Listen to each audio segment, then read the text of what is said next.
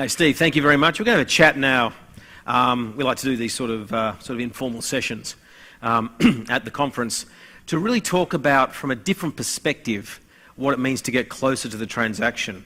Now, we were chatting the other day around your past. Now, can you tell me a bit about what you've done historically in the commercial real estate space and your experience from that perspective? Sure. So I started out my career doing real estate capital markets, focused on credit derivatives, both REIT debt, CMBS debt. Ended up working for a series of funds that were large buyers of high-yield commercial real estate structured products.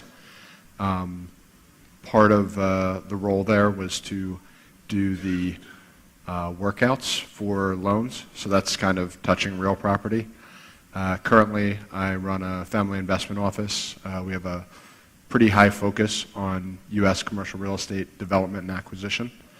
So I've seen how real estate transactions work sort of at every stage of the value cycle. In fact, one of the companies that was mentioned as disruptive in the presentation right after yours, Yep. 10X. Yes. I know a lot of the guys there because they used to be brokers that we would give a lot of business to, and they decided that maybe there's a better way to do things. Right. So given that as a background and your knowledge experience over the last sort of 15, 20 years in this space, and a lot of portals sort of look at where the money is. We've just historically had an advertising type business, and now we want to start to get into the transaction business. First of all, based on your experience, what are some of the differences you see from being on the transaction side to being on the advertising side? What are some of the things that you need to be aware of when you start to enter that market? Being on the transaction side, at some point, you might be viewed as competition or eating somebody's lunch, or I guess mowing their lawn. Whereas for advertising, you're more of a tool, and there's a distinct line item for advertising and marketing that goes out. So as you move away from sort of building awareness and funneling potential buyers or potential tenants to the agent or the broker, you run the risk of being viewed as someone that's going to try and disintermediate them. A good example of this would be on the commercial side, and I'm sure most everyone here is aware of CoStar. They bought LoopNet quite a while back, and they keep inching closer and closer and closer to not just building awareness for vacancies or properties for sale, but trying to capture some of that margin on leasing commissions or sales commissions. And how are they doing that? How are they sort of slowly eating into the commercial transactions? I think that they're exceptionally good at providing some tools. I don't think the tools are exceptionally good, but I think they're good at providing the tools to the people that are at the transaction level. Mm-hmm. They do a better job of marketing things than a broker on their own. They started out as essentially being a data collection service, and as they got the hooks in further, they started to take other parts of the value chain. Most of the people here, I think, would agree that data is your most valuable commodity. For a portal, I think it's probably data about customer preference, behavior, browsing habits, stuff like that. In commercial real estate, there's even the big four, CBRE, JLL, Cushman, and NGKF. They don't have a ton of insight into what their customers are doing online. It's still quite a traditional type of market. The transaction value is quite high, but the transaction frequency is somewhat lower, and there's far fewer of them. Okay. So as portals think about going close to the transaction, or even into the transaction, depending on where they are in the world, one of the clear assets is the data you're talking about and the capacity for them to bring unique insights. So if at the end of the day they go from being a service provider to the commercial agents today, and they start to want to sit alongside those agents and maybe do some of the same job that they do, how could a portal better leverage the data that they've got versus an agent who probably doesn't have access to the data or doesn't know how to analyze the data so much to provide a better service and capture more of the transaction? Most agents and brokers on the commercial side, their biggest bottleneck is just time. They can't clone themselves, and it's still a fairly high-touch business. I think some of the stuff that Portal could really help with would be better lead qualification, better customer onboarding, and potentially using some of the technology from maybe the residential side or the apartment side to help better infer what customer preference is beforehand. Yep. If you're looking for space to lease, and I'm just going to leave it at the for-let market versus the for-sale market because it's a bit of a different sales problem. But for-let, the onboarding script is roughly the same, but someone either has to come in, talk to their broker, get on the phone, call the broker, and lay out, here's how many people I need to house or put in an office, here's the level of finishes I want, here's the rough areas I want, this is my budget, this is what I'm looking for in amenities. And none of the big four brokers are really doing a great job of making that process easy.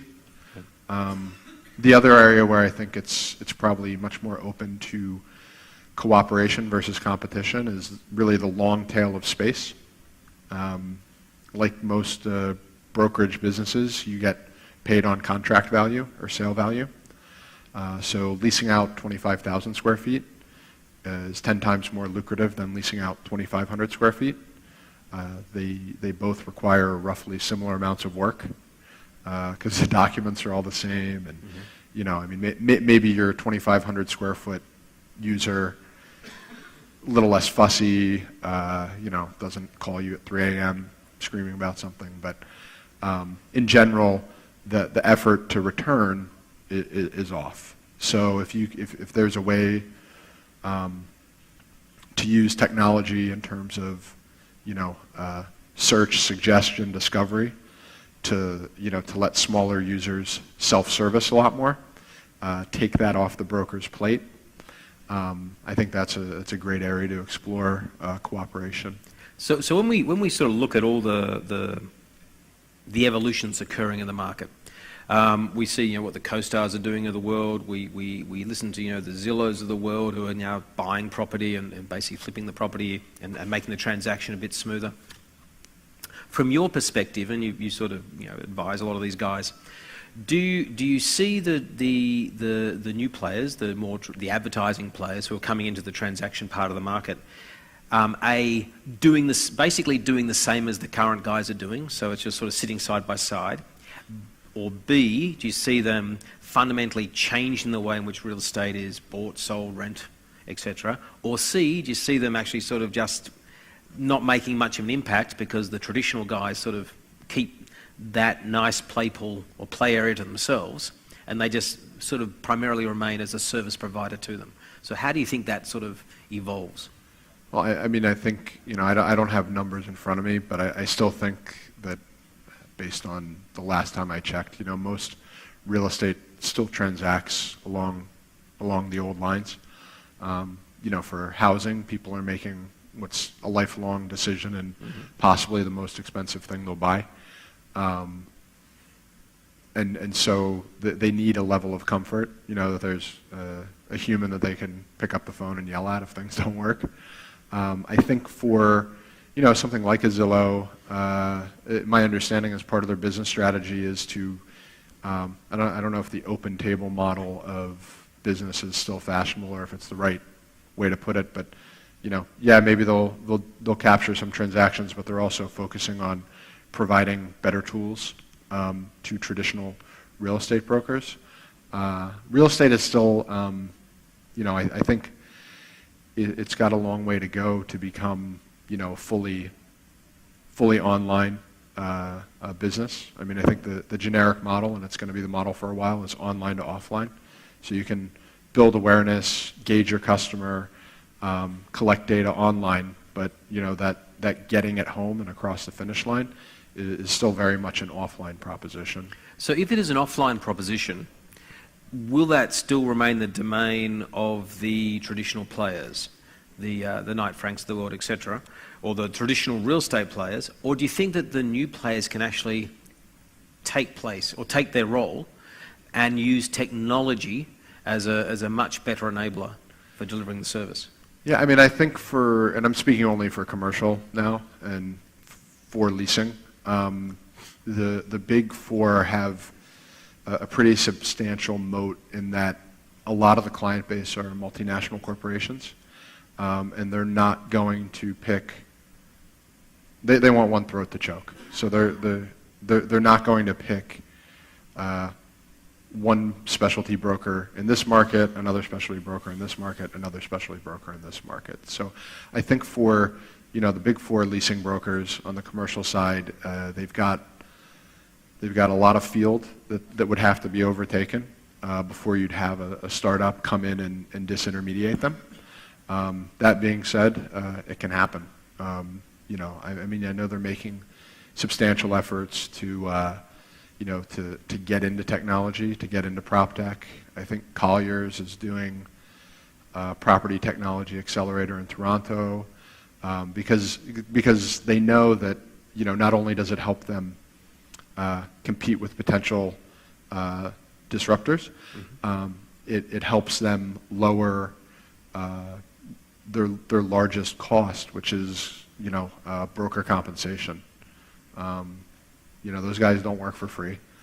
That 3 or 5% leasing commission, a lot of it goes back to the broker, some of it goes back to the house. And if they can find ways to either allow the same broker to clear more transactions, they're definitely going to do it. Let's talk about a bit more about what you're talking about, the investment in PropTech. Yeah. What are the sort of things that they're investing in? What are the sort of things that these traditional guys are saying, I've got to get better at?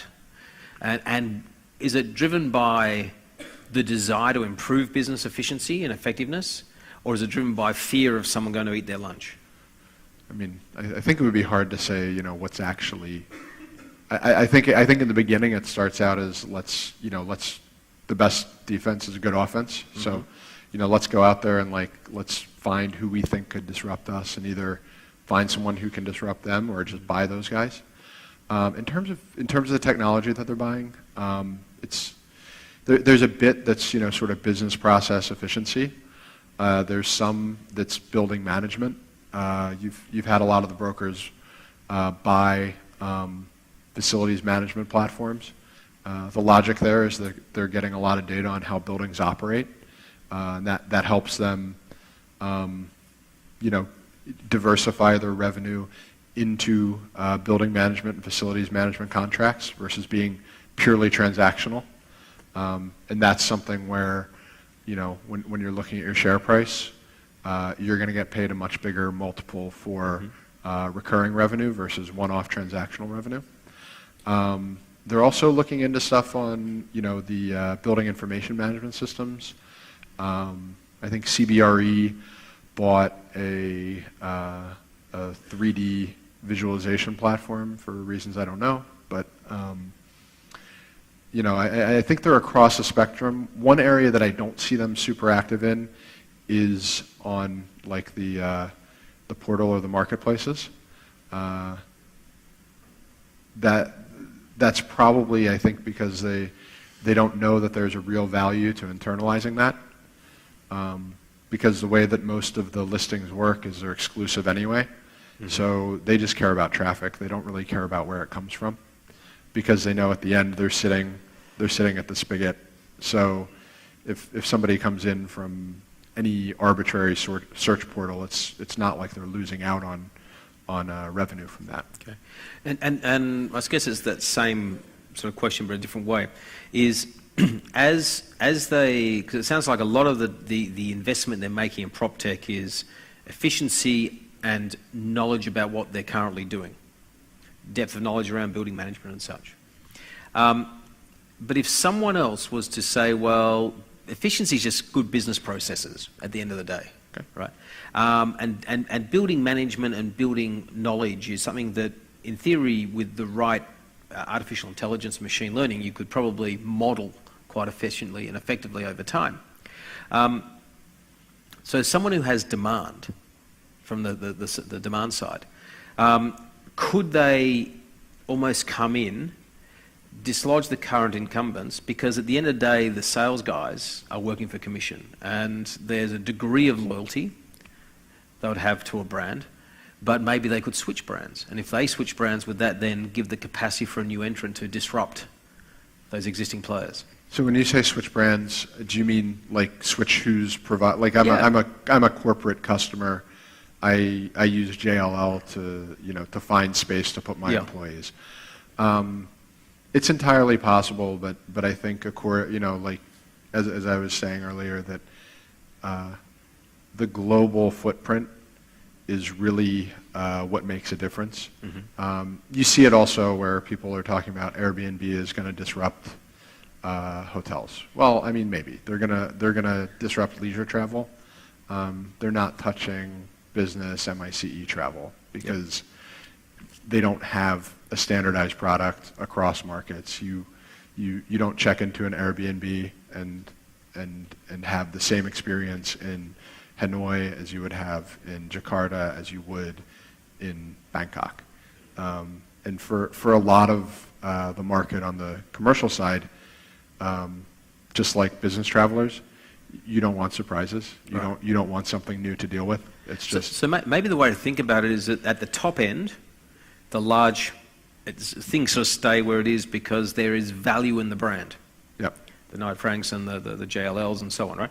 There's value in the brands, and it's almost like the old adage that no one ever got fired for buying IBM, right? Yes. But now people don't buy IBM, right? So things do change Absolutely. over time, right? And then the next sort of thing is but at that middle to lower end, where I don't need to have the same experience in a Hanoi and a Bangkok. I just need to have an experience in Bangkok. That's good. That must be where it's going to get dislodged first, totally changed up. Yeah, I mean, if you were going to knock out, one of the big four, really, in terms of providing, front to back, soup to nuts brokerage and commercial real estate services, it would have to be your customers you'd go after would be either local or somewhat regional. I mean, that being said, they're like in New York, Manhattan. There's a dominant broker for retail, but all they do is retail. All they do is Manhattan. Yeah. They're not scaling up globally. They have no intention to do it. They're quite happy with the big margins they get there. I think where maybe people in the audience, from just sort of a business strategy or business idea generation, most brokerages do realize that technology development is not above their value line right now. So providing the underlying tools and sort of that base of the pyramid infrastructure is probably something that would be very well received and quite useful. Okay, so therefore your initial comments around CoStar and what they're doing is maybe the strategy to adopt, which is start on the demand side, bringing the renters in, the potential buyers in, and then slowly rolling out tools that the brokers and the sales agents get hooked onto. Yep. Because they're easy to use, they provide quality information, they provide great insights, and they make life easy. And then as you do that, then you slowly can then bring in brands and market by market just dislodge people in the attractive markets. Yeah. I mean, and data sovereignty, by the way, is now a huge issue. I think the chairman of CBRE put out, I don't want to call it a bounty, but on CoStar, because CoStar, one of the ways they were able to get data is they created these awards. And people in real estate, we love nothing more than patting ourselves on the back. So if you submitted CoStar all your transactions, you would qualify for like league table credit, and they would have, you know, the most active retail broker in this specific Atlanta submarket. Yep. And so everyone puts everything in, and then you get ranked, and then you're number one. The chairman of CBRE basically said, if you're not smart enough to avoid giving away our data, which is our bread and butter, you're not smart enough to work here. Yep. And so they've kind of choked that off because they saw what was happening. It was a smart move by CoStar, right? Absolutely. They say, give us your data, or I'll give you something in return, which is prominence. Yeah, exactly. Okay. Which you can do when you've got a brand and you've got an audience. Yep. Yep. Now, are there any questions? Because we have got Slido open. I don't know if there are any questions on Slido at the moment. None at the moment. I mean, it's sort of it may feel like a bit of a dry topic, but at the end of the day, this is sort of the bread and butter in making it happen. When you think about it, one is to talk at the sexy high level, we're going to get into transactions, we're going to do this, we're going to do that. But the reality is, by getting into transactions, you have to dislodge someone who's already in the transaction. Yep. And they're not going to sit back and go, no problems, have my lunch. They're going to say, wait a second, I'm going to fight, or I'm going to stop using the tools you provide. And so it's about how you get into that transaction space. And I think, you know, what Steve's been talking about, why I was interested to have this conversation, was that sometimes it's the subtle approach to moving into a new market that can actually create a lot of value.